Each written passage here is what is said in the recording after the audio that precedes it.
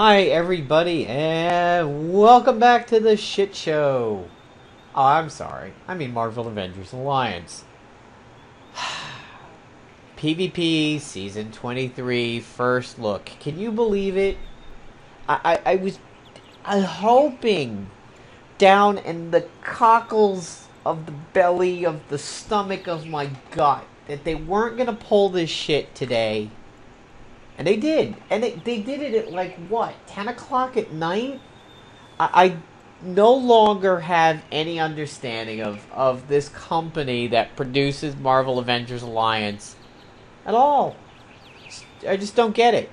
I'm not even doing background music for this one. I'm doing background 11 hours of calming garden sounds because we all need our souls soothed. This is trash. Absolute trash. We have a 4-week PvP coming 1 week after one that was 1 week after the one before that.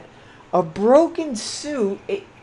I don't understand what they're doing. We're facing the rumors of MAA2 going to mobile. It's going to be available in the Philippines. Is it going to take over this game? Is it just going to be a mobile game? Is it going to be a side game the way Mott was? Alright, so I'm just going to jump into this, and I'll bitch when I'm doing some PvP. Spider Society Goggles. This is your even balance item at 14.5k. Spider Society Carapace. This is your defensive tilt at 19.4. And the Spider Society Hockey Puck is your offensive tilt at 19.4. And yes, I hit play PvP earlier. So there she is. There's Spider-Girl. Yes,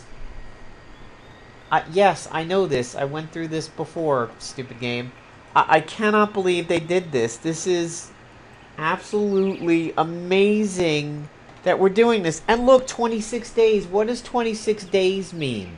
26 days means that we're looking at another Monday finish. So they're even coming away from potentially the Wednesday finish to back to being a Monday. I was focusing on my new characters. I wasn't prepping for another PvP season. I wasn't topping some of my tacticians and blasters. And now we have some unleveled spiders and Ant-Man, which I know my Ant-Man was a little late, but holy shit, what the fuck are they doing? This is... I don't even know where to begin. I'm so pissed that they are doing this again. And so close. I mean, what happened to the month? Alright, so...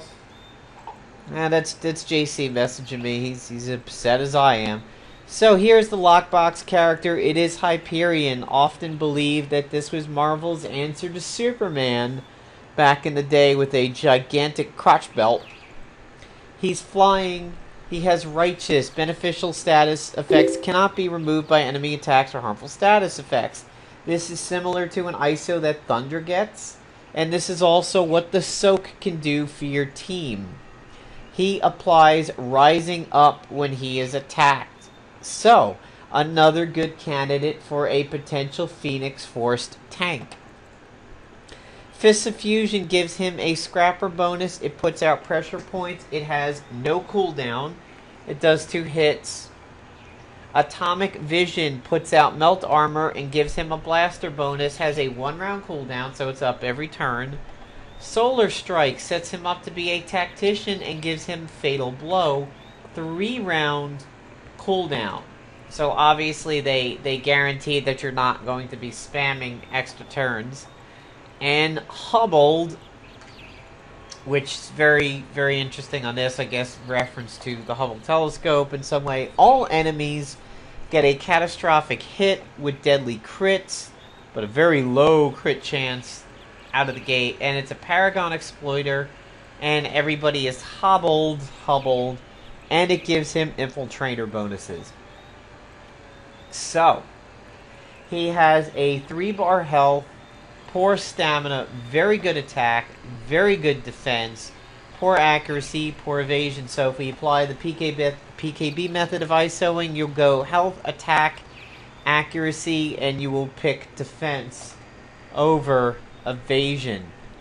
Very, very interesting loadout on him. He just makes him out to be just like a gigantic broody clod, but the health is so poor for such a high defense and everything. The stamina is garbage.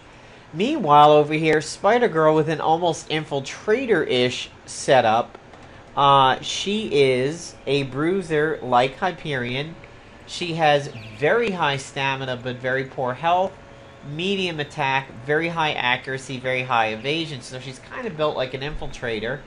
PKB method would result in attack and accuracy and health, and picking the 2 out of the 2 defensive items, you would go evasion.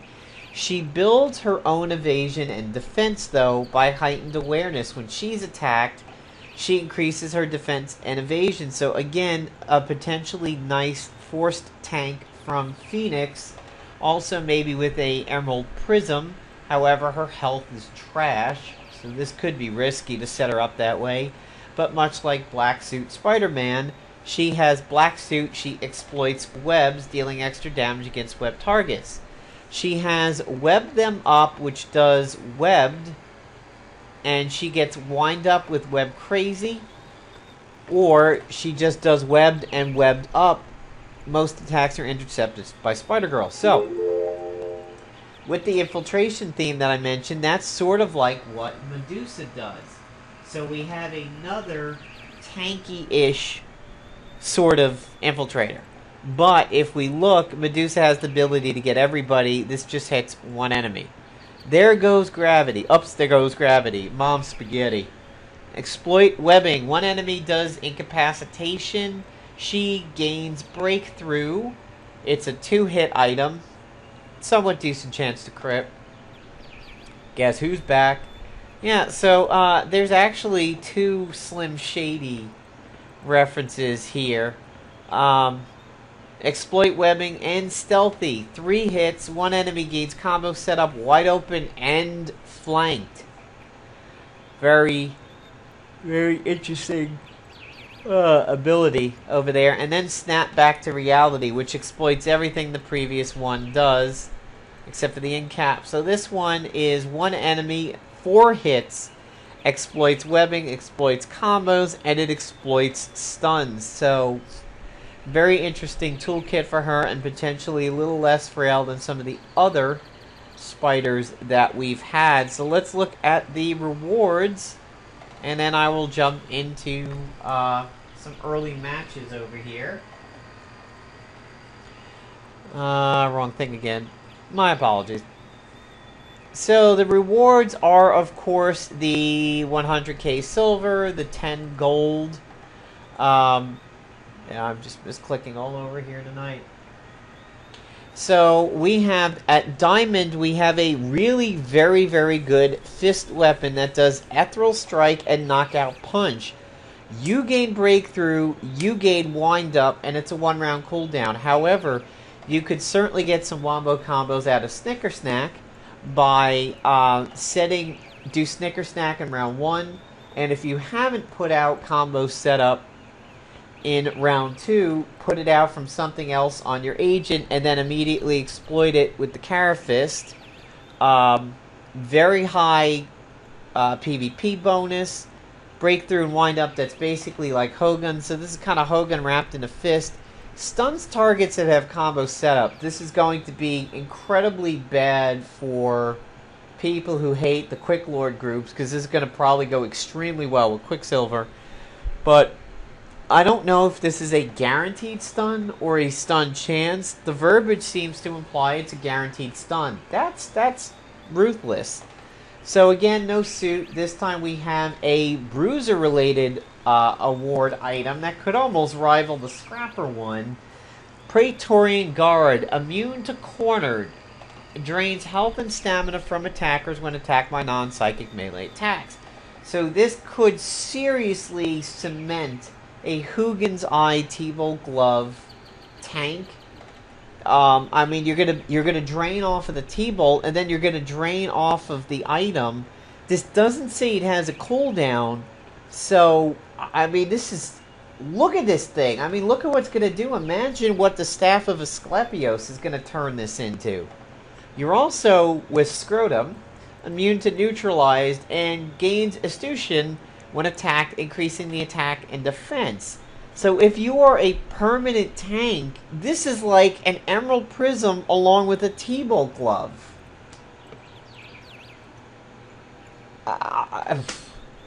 Again, everybody has to go get this. I mean, if you don't get this, you're going to miss out. And of course, Spider-Girl. So we're going to leave these two guys on defense. They were kind of getting it done at the end of the season. I will take my first attack with my previous loadout team of HAIF, Molly, Scroll, WCD, the Synthetic Cube, and the Emerald Prism. If we do see mandibles in PvP, this is going to be an issue, especially for my offense against quick defensive teams. They're going to have so many extra attacks that HAIF is absolutely going to fall asleep within 3 seconds. I mean, this is really going to run HAIF into the ground. So, alright, we get obviously an extremely weak team over here. I'm not even going to try to go immune yet. I do not see a Mystic Boost, so I'm going to try to punch the enemy agent for a stun.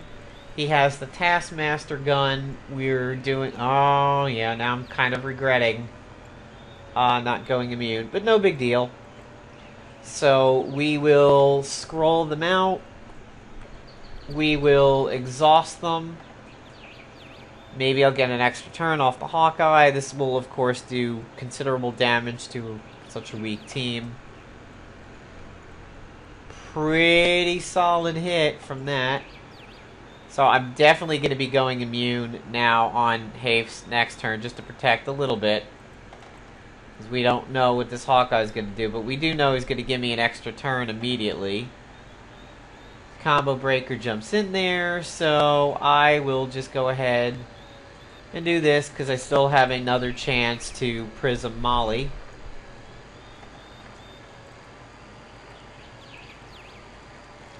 Combat Communicator, Mandible, Rapier, and Cosmic Cardinal could be something a little interesting. You may want to buff the Rapier with a little bit more of a spider set in there, but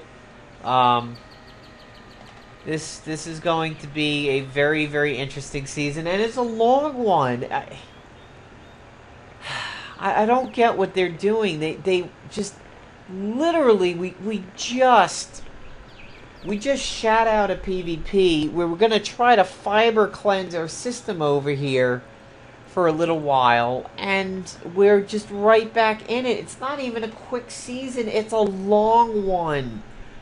And we're going to get Necrod somewhere in the middle of this. And it's not like, oh, it's getting a new hero, you know, it's going to be time to ramp it up. No, if you have a 14 Mockingbird, if you go through that Chapter Mastery quick, which may drop Friday, there's going to be Necrods right in the middle of this season, or not maybe in the middle, maybe the top quarter of the season. This is... Ooh, 649, poor guys. Alright, so we have gained a lockbox task. So there is one atomic lockbox. Fighting in 15 and winning 5 will give me 20. You know, the old joke is 15 will give you 20, so 5 and 15 will give you 20. You could, if you are not a high PvP player, as long as you win 5, you can certainly... And here we go. There it is already. The Pesty Enchantress teams, but we definitely outclassed the stats. They have a Coulson's Revenge. So I am just going to fucking smack the shit out of that bitch. Hopefully one-shot her, and no, we don't. And please don't Nano Plague. Alright, so we didn't get a Nano Plague. We are going... Oh, so they have 2 infiltrators. Hopefully This fire tornado does serious damage, and if she tries to counter Iron Fist, it's just going to put her down, and then this will... Yep, she's dead. This will be a simple battle at this point. Come on. Yep. Alright, so I don't mind Pesty being around, even though I can't clear any debuffs or anything. Enchantress is the one that really, of course, screws up my game plan. And a fucking T-Bolt glove. God damn it. Alright, so for this round, I'm going to look at my agent. I could... Yeah, yep. Alright, so I am going to go ahead and turn off his tanking. Yes, he's going to drain. Yes, I'm going to attack twice, so he's going to double drain. However, I may stun him, and now he's not going to be able to tank anymore, which means I can ramp up on Pesty. And good, I avoid the Nano Plague. So we are going to Prism. And even if he T-Bolt gloves again, it's not going to make a difference. I will walk around him and go for Pesty. And ramp up that way. Alright, what? I did take a Nano Plague. You see what Nano Plague does to Molly? That's garbage. It's utter garbage. Now, hopefully that heal will drop the Nano Plague off. But I don't think it did.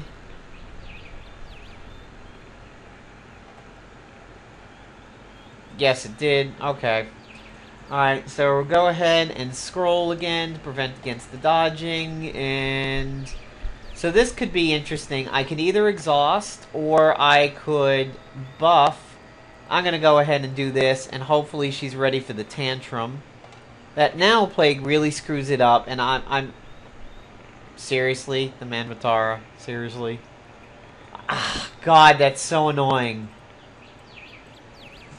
I hate what that Nano Plague has been doing to that, because it doesn't make sense. Her ability to tantrum comes from doing Taunt the Meanies round 1. Being Nano Plagued should not affect that in any way. It should not affect the progression of it. It didn't when I was using Team Subtlety, which is really surprising. We're going to go ahead and do this. We're going to see what kind of damage the Atom Smasher is going to do, because, yeah, that's going to be enough. Molly can do without the Prism. So yeah, you see the Nano Plague in action there. It is even messing up Molly's progression, which I don't understand why that happens. I tried back when I was using Archangel and Psylocke to do that to her, and it didn't seem to matter, but now it seems to do that. And I don't think it's the Generalized that's doing... Ooh, that's... I mean, granted, I'm going to run these guys over, but this is very interesting. I'm not too sure that... Ow. I understand the principle behind this team. Oh, well, attrition. I seem to see some attrition here. I am going to go immune in round 1 over here, because the last thing I need is hybrid seriously fucking my world up, potentially with a D-Power or something. So Molly's going to tank. A mild damage phage. And they pay for it. So she's taunted, so we will Emerald Prism. Not much to exhaust over there. Very interesting. So this is the first Hulkbuster that I have seen in PvP, to be honest. I'm kind of surprised. I still really don't understand the concept of this team, other than it just maybe being a low player trying to really get their stuff going on. And after being around the gaming world for many years now, dealing with those of the South American descent, Mateus is most likely Brazilian. Common name for that.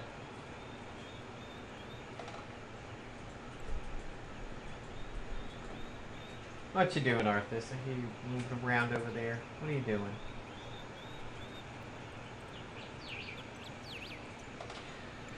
Alright. So, here's a few wins in the book. We'll see if we can get these last two. See, now, of course, the first few days are always chaotic at the lower levels. You get the goods on the way up, and you get the ones... Oh! Very interesting. I mean, not unheard of. And it is a spider set, so... banking on all the extra attacks here, they're trying to go with that. So we're going to remove their ability to clear debuffs. And we are going to exhaust them. And we will get the... agent pissed off at us, but, you know, there goes HAIF. Hey, buddy. So this could be a little bit of an issue, but it's not. Alright, so now there's nothing this team could do at this point. I mean, a Kate Bishop Hawkeye team really struggles if you are immune. But, you know, it's conceivable it does well if you are not protecting against the debuffs and everything. But as we can see, Kate Bishop's boomerang arrow is not working, and there's the proof of her stupidity. There's that soul bow is the very first thing. Hawkeye tried to join in, he paid for it. Prism on Molly. And at this point I can Black as Void them so that maybe they hit themselves, or I can just continue to keep them exhausted.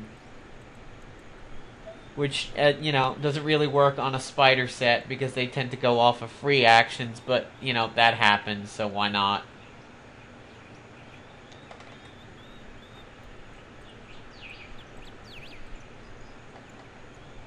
And I will just punch Dude Mar out. Woo! Wow, way to go, Iron Fist. Molly's looking at you a little jealous on that one. Van. One more Van to take out Hawkeye. And we'll just go ahead and punch Kate Bishop, and we will get the last... Wow, 42k white hit. That's pretty solid. So we'll get the last victory in for the day. See, now I don't feel that team's really deserving of a 623. That's not a horrible team. So yeah, as I was saying about the 15-5, if you get your 5 wins, there's nothing stopping you from practicing out the other 10. Ah, Groot and Molly. So this is a bit of a classic team. We saw this a few seasons ago. It looks like he's got the weak rapier. I outclassed them on stats. I'm going to go immune early just because I don't want the debuffs from Groot. So, yep, alright. He's running some spider set. Good thing we're immune. I will be tantruming before Molly does, but I'll still... I'm not going to go for the exhaustion. Alright, so definitely no Mystic over there. But Groot's going to pay for those 2 attacks. Alright, so now this is always the rough area. When my agent goes after Molly, that can be rough. So I have a few choices. I can either make sure that they don't dodge, or I can exhaust them. Honestly, I'm going to risk shenanigans on the enemy Molly, and I'm just going to make sure that they can't dodge. And that they can't get cleaned. And, you know, at this point, if I attack, I won't be stealthy, but I will set up Molly not to tank. So I'll do it. Oh, so Groot jumped in. And he's gonna die. But Molly's going to go before Groot gets a turn, which is good. So 1 Van will fix it. And the agent amounts to nothing. So this is going to be a big whiff for the enemy defensive team. Oh, that almost was bad. I almost went right for the Van. Oh, that could have been really, really bad. Maybe. Alright, so Groot's dead. The enemy Molly's going to jump in. probably going to take a fistful of fist if she tries to counter. So we will punch the enemy Molly out. See if I can get 2 attacks in on the enemy agent. I can't, so alright, bye-bye agent. And a 43k white hit. So there's my first 5 of the season. Oh my god, 384? Oh, wow, I feel terrible. That again, that doesn't feel like that should be a 384 team, but oh dear. So the first spinner we get 5. All right, so I can immediately get it covered. Did I take a defensive loss in there somewhere? No, huh? Yeah, I only wow, pfft, pathetic. Yeah, so only one of those amounted to anything, but that's early season for you. So I'm gonna go ahead and open my first 10 lockboxes. So why not get a cover on the first day after some easy PvP, but shitty ranking. So hopefully my defense holds overnight. So what do we get? We get a damage amplifier, and hey, we get one of the spider tracers from last season, and the first cover from Bob Hall, Bob Layton. So there you go, guys. There's a first look at PvP Season 23, the Spider-Girl+Hyperion season, and as you can see, 5 out of the 15. So, take care, everybody.